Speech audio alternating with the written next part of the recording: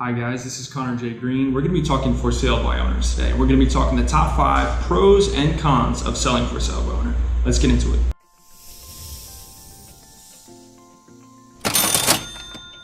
So the percentage of for sale by owners on the market has declined since 1985 from 21% to 8% in 2017. And it's still an alluring option for many people who are looking to save money on commission. So I'd like to just go through some of these pros and cons so that you'll be able to determine whether they're worth it for you or whether they're not. And it really just depends on the person and what kind of lifestyle you have and family and time and job. So all that plays into it. So let's get into the pros first of selling for sale by owner. So number 1 is going to be the sales commission, so saving the money on the commission. So let's say your house is $400,000 and the standard real estate commission for the buyer and the listing agent would be 6%, so that's $24,000. So the one thing is that if you sell with an agent, they're not getting the full 6, so they'll actually be getting 3, and then their broker is actually going to take a fee, and then they'll have to pay for marketing costs. So just conceptually, they're not getting the full 3%. So that's important to know.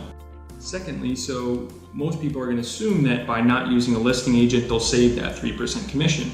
But what's true is that a lot of buyer's agents will actually subtract that 6%. I've actually heard a lot of times where they won't even subtract it. Sometimes they'll request it in the commission. So you might get to the actual end table in the negotiations, and then they might request the full 6 or the full 5. So you're not really guaranteed that you're going to actually save that percent on the commission. And when you're selling for sale by owner, you're going to have people who are undercutting your offer by that percent because they know that you're not having to pay it. So they're actually looking to get those savings too. So that's the first thing. The second part of that is that buyer's agents aren't going to work for free, right? And 87% of buyers use a buyer's agent. So if you have all those buyers out there, 87% of them using a buyer's agent, and you're not offering a commission to buyer's agents, the standard 3%, then you're not going to be incentivizing them to want to show their buyers your home. And so you're going to be really limiting your exposure, limiting your offers, your competition. You can't leverage them against each other, yada, yada, yada. You're going to probably have to offer a buyer's agent commission anyway. So technically, you'd only really be saving on the listing agent commission. And then that would be, let's say, 3% out of the standard 6. And then if the listing agent commission, if the buyer is going to be undercutting that anyway, it's questionable whether you're actually going to be saving that money. The other thing you have to think about is time, right? So how much time are you going to have to be putting into this that the listing agent would otherwise put in and would be considered under their compensation? So am I saying that you're going to lose money selling for sale by owner? It's really not a black and white answer. But without proper pricing, without getting it the proper exposure that's targeted so you can get multiple offers, and without knowledge of the negotiation process throughout it all, it's hard for a for sale by owner to get the same price as a trained and experienced and hardworking realtor.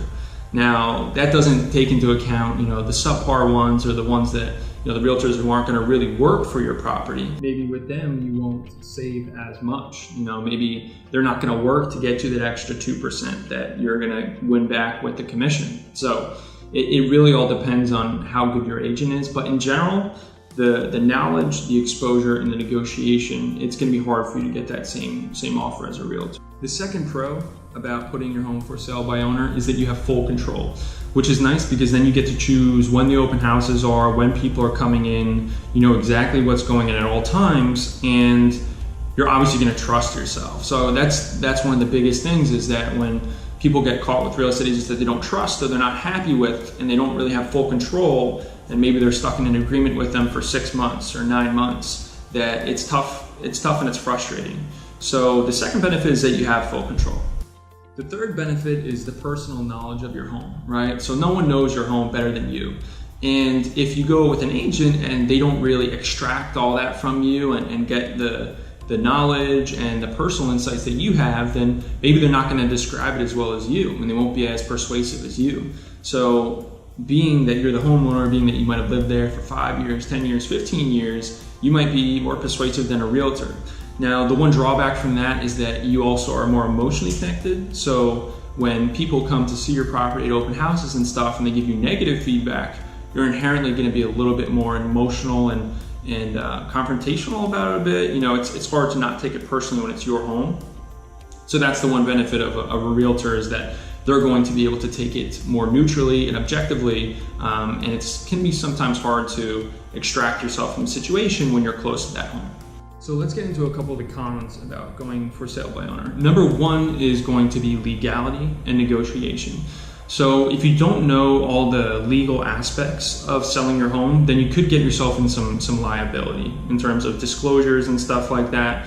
Even after the sale of your property, without the proper disclosures, without taking some precautionary measures, you could be held liable for those things and have to pay for that down the road.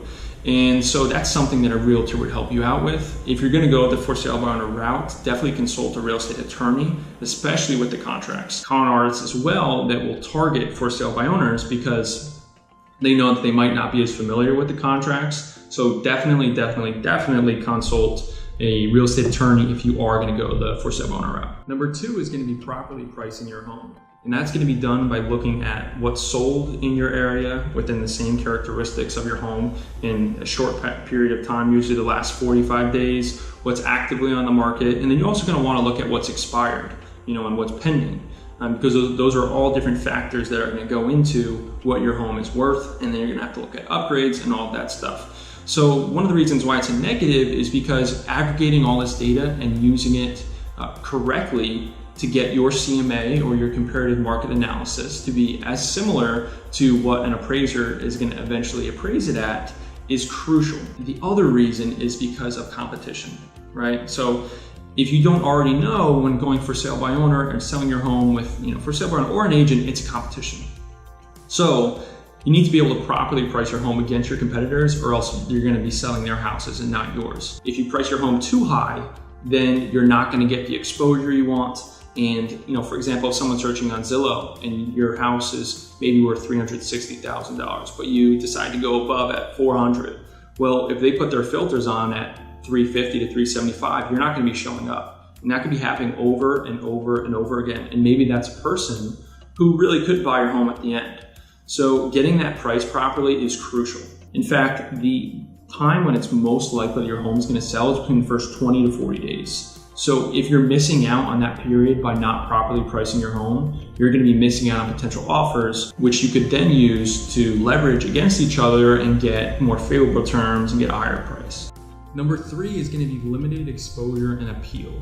So according to a study by the National Association of Realtors, or NAR, 51% of buyers found their home online and 31% through their real estate agent. So if you're selling for sale by owner and you don't get your listing on the MLS, well, then you're going to be limiting your exposure to real estate agents, which is that 31%. Another big thing, which even a lot of realtors don't do, is targeted advertisements for your property online. There are so many people who are in your area, might be in the same county, neighboring towns, who are qualified and maybe motivated buyers to buy your home, but they're not going to know about it just from you putting a lawn sign out, just from you maybe putting a simple ad in the newspaper. You need to be able to get in front of these people. Targeted advertisements with platforms like Facebook, Google, Instagram, Twitter. That's where these come in. Specifically about the MLS too, in Pinellas County, there's over 10,000 agents. And if on average each of those agents has about 5 buyers, which is usually where it's about at, then if you're not getting on the MLS, then you're not exposing yourself to 50,000 potential buyers. Now, a lot of them might not be in your category for your home, but a lot of them will be. And you just don't want to limit exposure. When you limit exposure, you're going to limit the amount of people who might buy your home. That limits your offers, which is going to limit the attractiveness of your deal at the end. Number 4 is going to be higher days on the market. And really that's just a result of it taking a lot of time to sell your home. And you probably have a job, maybe you have a family, you have other commitments.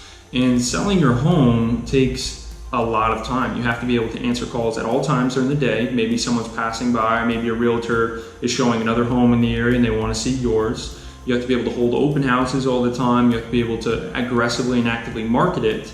And all this time that it takes, right? You have a life. So a lot of these times when people are looking to see it, you're not going to be able to do it.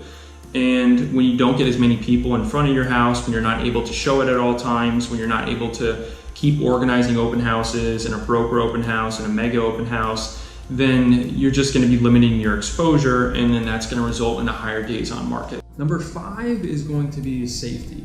And this is huge. And I'm not trying to fearmonger here, I'm not trying to scare you, but you should really be aware of who you're letting into your house. when you're doing for sale by owner and you just throw your house up on Zillow, anyone could see that. So you could just be having anyone in your community come into your home. Especially, I warn about this if, let's just say that you're a couple and the husband's working and maybe the wife is at home, or even the other way around. If the wife is working, the husband's at home, it's just not great for you to be letting a random person into your home just with your significant other, right? Would you let a random person into your home just, for any other reason? You wouldn't. Really, it's no different, and anyone can come into your home. And there's been some terrible stories in the past I'm not going to mention, but you're going to really want to make sure that you get all the identification from people and that you're really verifying that these people are qualified and motivated buyers, and you're not wasting your time. The good part about real estate agents is that they're all fingerprinted, and that if anyone goes into your home, with the lockbox, or if we're showing it, that we're going to know exactly what's going in and out of your home. And as far as qualified and motivated buyers, you're just not going to have a buyer's agent showing homes to their buyer when they're not pre-qualified. So by using a real estate agent, you'll be able to get qualified and motivated buyers into your home in a safe and convenient manner. So as with most decisions, the decision of whether to go the for sale by owner route or to hire an agent really all depends on what's important to you and what type of balance you want to achieve. Is the time investment that it's going to take to learn this new field yourself and to market it properly and to show it to all these people, and the anxiety and stress that kind of goes along with that, and kind of this uncertainty, is that worth the time investment and the potential savings that you might get from not using a real estate agent? So as far as the 3% that you would give to a listing agent, right? Because we went over that the other 3%, you're most likely going to want to be able to give that 3% to the buyer so that you get those buyers' agents to want to show their buyers the property.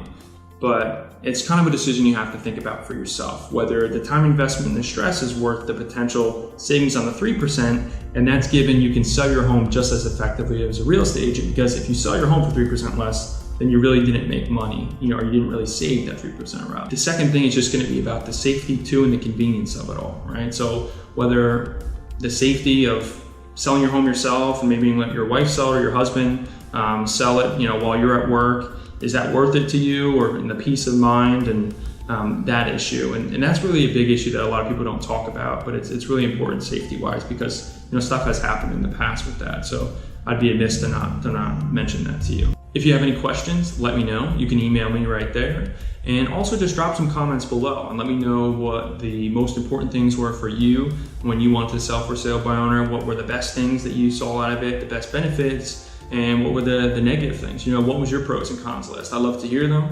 and see how they match up and how they differ to mine, and whether you agree or disagree with some of the stuff I said. I'd love to talk a little bit about it. So drop a comment below, like the video if you got anything out of it, and then subscribe. And there's gonna be a lot more videos like this, really simple, really easy real estate topics that we'll explain for you. So until next time, have a good day.